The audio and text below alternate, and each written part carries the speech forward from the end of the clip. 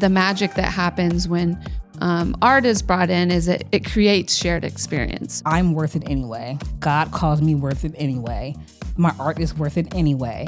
And so I'm going to do it. God's a creator, not for the sake of our consumption, but for the sake of our stewarding. I really value about what we're creating is that we are bringing all of ourselves and we're asking people to do the same thing.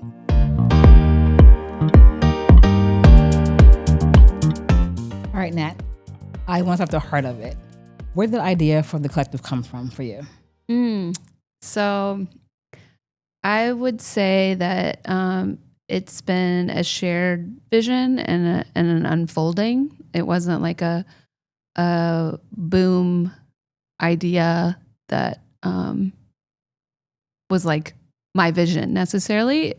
But way back in 2019, I was a volunteer for Undivided, and we were planning a conference. And somebody, I'm not sure who, said, let's put together an exhibit to walk people through what Undivided is.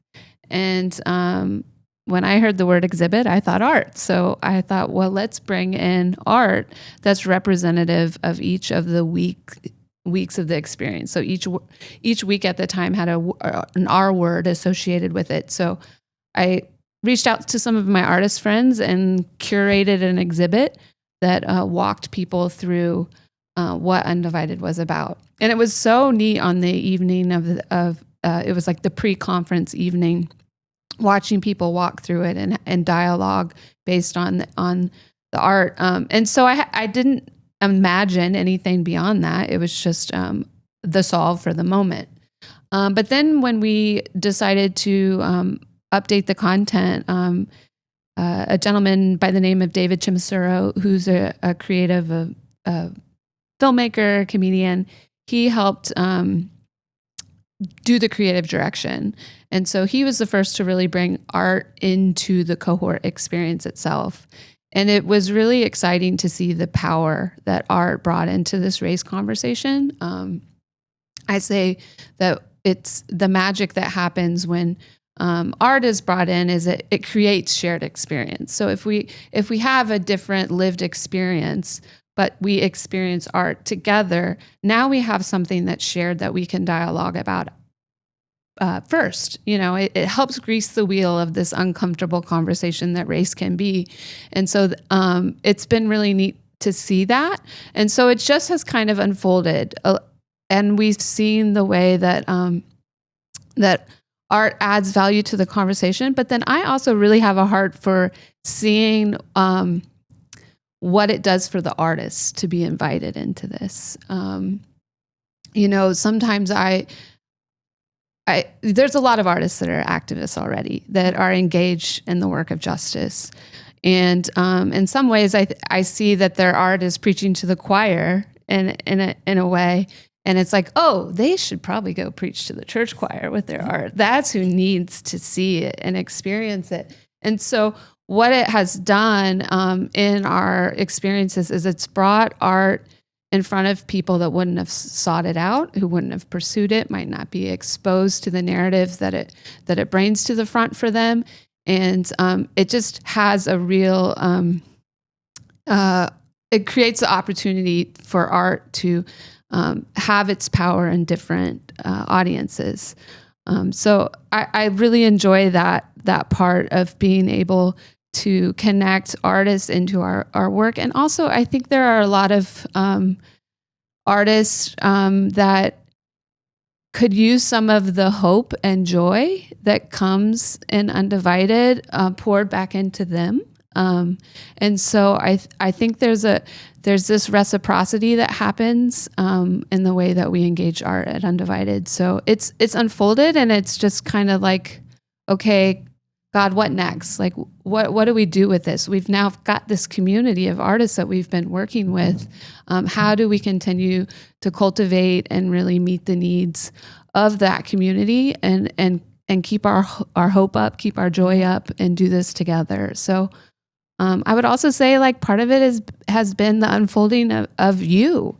I think we met years before we were even working together in Undivided. And I remember like talking about poetry. It was part of our first conversation. And so I think that your passion that you've brought in has really helped me see what we can do with this collective together. And so, I've been open-handed with it. And, it's kind of just like, what's next? We got to figure out how to fund it and build a community that is valuable for everyone involved. I think there's a lot of opportunities where artists get invited to like gift themselves to for the sake of consumption and enlightenment of other people. And I really want to be able to commission artists in a way that honors the investment of their work. And so, funding is a part of that. I probably talked way too much on that one question. No, you can't. You can never talk too much about art. Never that. Never that. Well, you know how much I believe in the power of story. That is truly the reason why I'm part of Undivided. Since the beginning, since 2015, when it started at Crossroads, I've been a part of it because of the power of story and my belief in how it carries us and how it heals us, how it holds us. And so for me, I'm so proud of you for stepping into it and leading it, for trusting yourself to lead it. And I'm also just proud to be a part of it because it's something that I have needed without even knowing that I needed it, without even having the words to express what was missing from me, what was hollow in me. So many times artists are accessories for decoration. We're not used fully or even seen fully for what we are, or we're asked to show up to make things clean, to make things feel resolved. And I love the fact that what we're doing, what we're building allows messiness. We actually invite it, we want it. We're saying, bring all of you, bring the messy parts, the unfinished parts, the parts that are lost, the parts that are doubting. You don't have to be full of faith. You just have to be full of you. That's really all we need. Yeah. And so that's what I really value about what we're creating is that we are bringing all of ourselves and we're asking people to do the same thing. And we're creating space for them to do so, for them to feel welcomed, for them to feel seen, valued, worthy. And then the director that we're building too. I love the fact that we're doing something tangible that allows people to not just put their name down and just walk away from it, but something that we're linking arms together. We're saying, hey, we're going to build this together. We're going to network together. We're going to create together. We're going to hope together. And we're going to create justice together. Because that's what art does, in my opinion. Art can create justice when we allow it to. And so that's the beauty of what we're building. That's the beauty of what I love to create in my poetry and my art, even in my strategy. I think that everything is art, even data, even analytics. There's story in everything, and story is art. And so for me, this is just the beginning. And what we're becoming, what we're building together is very exciting. I'm excited to welcome artists, as well as those people who don't even see themselves as being artists. My mom, for example, is an artist. She's a cook, she's a chef, she's a decorator. But for her, all she is an older woman who could have been an artist but never was. And so I love that we're opening the space for people who are artists but do not know it. And we're holding up a mirror for them to see, no, this is you. This is you too. So that's the power of the place that we're building together that I'm so excited about. God, there's so much I could react to there. I'm thinking about an artist that I used to work for. He would do these classes, and he talked about going into schools, and you go into a kindergarten classroom and you say, who's an artist? And all the kids' hands shoot up. Everyone's an artist. And then something happens by fifth grade. You go in a classroom and you say, who's an artist? And everybody points to the kid who's the most talented. And everybody's already dismissed themselves from the creative act. And it's like, the creative act is such a connection to the creator God, like the generative energy. God is still creating, and we have an access to a level of faith. And I also just have a real heart for the creative Christian community that sometimes puts themselves in too tight of a box. That I want the Undivided Artist Collective to liberate some of that. Is that sometimes we think that our art has to land in a certain place to be acceptable in an environment or serve a certain goal. And we distill out a level of authenticity for the sake of putting a bow or doing that. And so that messiness, that authentic space that we both have a heart to create is really important to me, because it's needed, and also because then that becomes an invitation for people who might not have that hope, that faith background, to be like, oh, yeah. I'm curious, and so I like the cross-pollination that happens, the mixing it up when you have different faith perspectives, different generations, different races at the table, and collaborating together. And I want to see more of that. That's where I come alive. That's where I get the most energy. And so I think that my hope would be that, just like your mom, the cook, like the culinary artist can see themselves next to the highly trained artist, next to the outsider folk artist, and the writer and the filmmaker together. I think we need more spaces of overlap as artists, just as we do in race in our country. So it's cool that I get to bring that passion to the table, and it's intimidating. And it's also not where my natural bent to go out and lead something. And so that's why I'm so grateful to have people that are sharing in it with me and saying, yeah, let's do this together. Well, neither one of us loves the spotlight. We're not people that are fans of being on camera or in the front. We are background people for sure. But I think that's the power of this too, is that God is calling us to do something bigger, calling us to trust that He's equipped us to do it. It's already in us, right? And so we're just tapping into our own gifts, our own tools, each other, our network, to be able to build what we've been called to build. And even going back to speaking about artists and how it changes as we grow older, we have to perform in so many spaces. And I think as artists, those who are labeling themselves as artists, we often get lost in that. And it's often hard to find ourselves back in that when we're not performing. How do I create without performing, right? How do I create without it being about consumption? How do I create because it's what I'm called to do? And that's the only reason why. Yeah. And I think that's why we don't have people who are artists call themselves artists, because in their brains, if I'm not being paid to do it, if I'm not performing it, if it's not being consumed, then how could it possibly be art? How can I possibly be an artist? I mean, really, God made us all that way. It's more of us who are artists than those of us who are not, actually, at the end of the day. And so the invitation for those to join the collective, who do you want it to be for? Who do you see it for, Natalie? Oh, my brain went on a rabbit trail there. We might come back to it. I think it's for, it's the same. I think that's why it's so, this fits into the DNA of Undivided, because it's for the same audience. It's for the discontent. It's for the called. It's for the humbled. It's for the people in the postures of the Undivided way that are open-handed, that want to link arms, that want to take bold steps for justice. So I think it's for I did a lot of listening when we first kind of did the vision cast for this collective, and just did a lot of one-to-one conversations with artists in our community, just to see like if there's this thing called the Undivided Artist Collective, what do you imagine it to be? And what is like a no way I'm not involved, want to be involved. And some of the themes that emerged is that artists want spaces to just be in community with one another, share about their work, share about the struggles.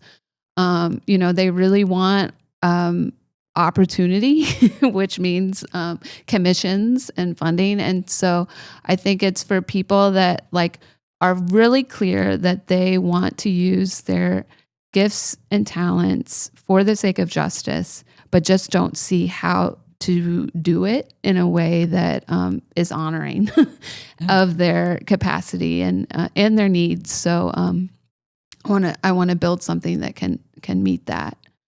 And I think we're on track to do that. It's exciting. Something you said earlier that, we were talking about how sometimes we get tapped in to do things that it's just to be consumed. And it's such a, that's the culture we're in now. Like everything has to be churned out for the sake of consumption. And it just has me wondering, like, you know, God's a creator, not for the sake of our consumption, but for the sake of our stewarding. Right. And so just being able to provide that way, I think, or just to see how we can continue to be generative, to be creative, to produce as artists in a way that doesn't get pulled into the drain of consumption, you know, is a real thing, a real challenge.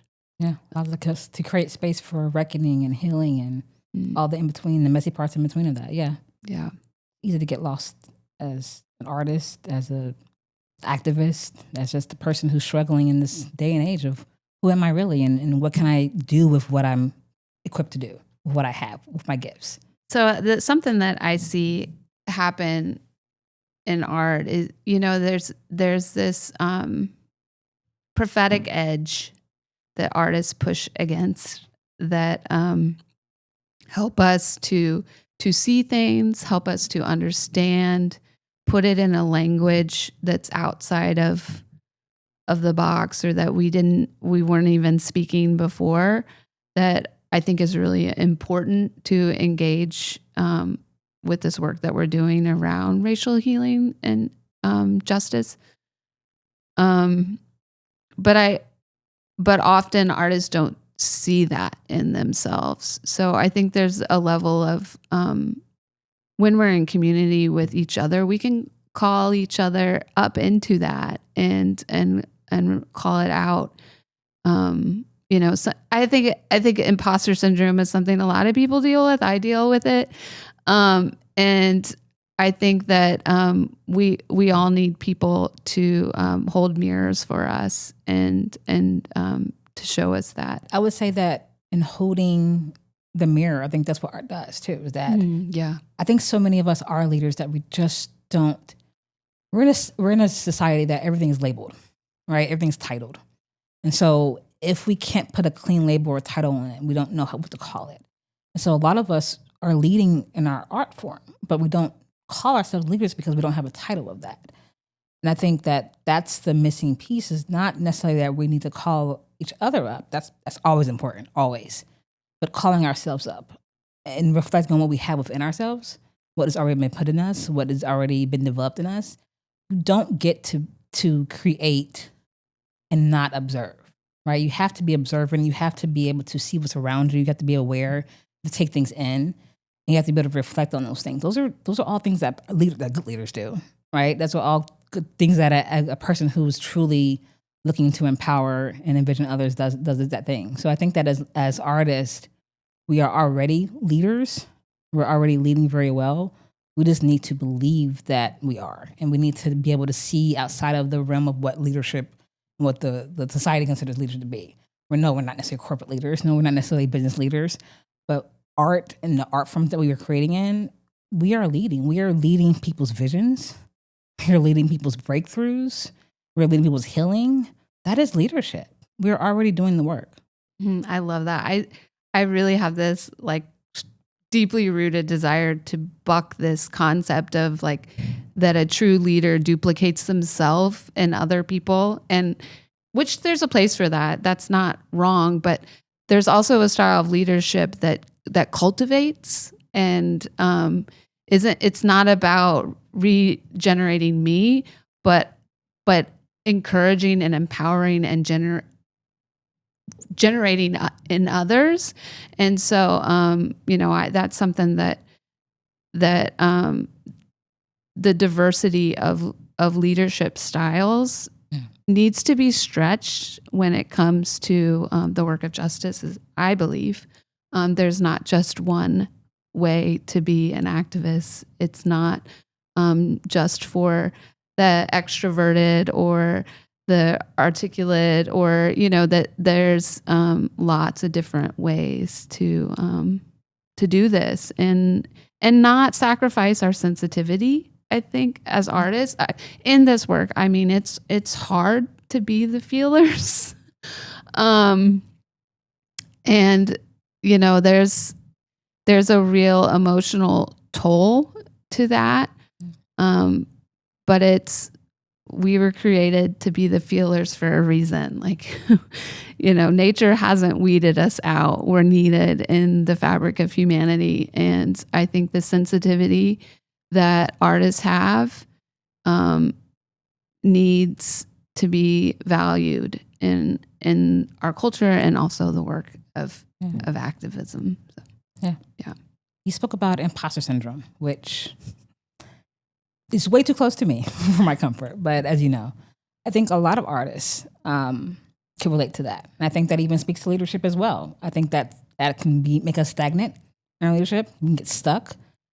And I think as artists, imposter syndrome can become even more blocking for us because we are literally tasked with pushing it aside, creating anyway, and then sharing it, right? So not only like, oh, we're going to still create over here in the dark, and we have to then trust enough in ourselves and our gifts to put it out there anyway, even in the midst of not believing in ourselves or believing in art. I do it every day. I'm doing it right now, right? Like we do it every day, but we step in spaces that we don't know that we're actually quite cut out for, that voices are telling us that you don't quite belong, but we're trusting, or we're trying to trust, that our art is worthy anyway, that our voice matters anyway. So we're stepping out and we're being courageous, even in the fear, even in the anxiety, even in the doubt, even in the rejection, because that's another thing that comes to being artists is the constant rejection often.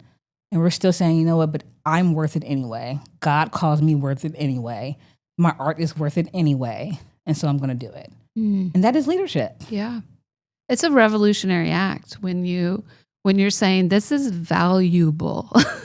Even though the systems say that's something to do on the side, or once you've got all your other work done, that's when you get to have the time for the creative act. Just the courage it takes to flip that is important, and it's something that I want to be a part of, and I want other artists to be a part of. Shifting some things and shaking up some systems and changing what gets valued the most. What we found out in our launch is that so many different artists need this, want this. Different walks of life, teachers, those who are full-time artists like myself, those who are not, those who are gigging, those who are trying to find out none that are artists right now, that are just on discovering their art. They all are saying, this is what I need. This is refreshing. This is rejuvenating. This is healing. This is groundbreaking. And so, yeah, this is going to be something different, I believe. There's so many different types of collectives. But I think this is going to be something that is very uniquely different and actually built for the day and age that we're in right now. I think we had the ideas earlier. I tried doing some things with my own company in Cincinnati, and it didn't necessarily land. And I think it's because the timing was for now. It was for this season. It was for this atmosphere. I think it's right now. That's when we're supposed to be starting to do this. Well, Dani, I would love to introduce the first official commission of the Undivided Artist Collective, the piece you did as the poet Dani Williams to launch the Undivided Artist Collective. Would you like to share it today? I would. Not many will clap for the kind of art that demands your bloodstream. They want the masterpiece, not the marrow. They want the finished product, but would recoil at the process, the breath caught sideways because that line, this line, wouldn't land until it broke something wide open. I have bled for this salvation labeled stanzas, opened myself like scripture and dared someone to call it holy. What Webster's defines as poetry, I call reclamation. What they call voice, I call weapon and witness and altar. And still, I'm expected to smile through the offering, through the parts of me stitched into the margins, unpaid, unpraised, unprotected. I have emptied myself into structures meant to contain and capture, and still dug my way back to the promised land. I have crafted beauty from bruises still blooming, poems that catch sacred tears. And so, I can say that there are days when creation feels like defiance. And I don't know if I inherit this resolve or if I carved it out from the wreckage. All I know is that I find myself reaching for language that can hold me when I cannot hold myself. Stuttering my way through healing, even when hope forgot my name. Returning to the presence that meets me in my own unraveling. I do not look for deliverance in full sentences or raised fists, but I wonder if I could stumble into it while painting in the shadows. Because sometimes daylight is too harsh. I've learned that joy sometimes breaks through like shattered glass, but I can gather it anyway. Press radiant slivers into the clay of something I pray can sustain truth. Even though I've watched this world crime fallacies and crucify the gospel.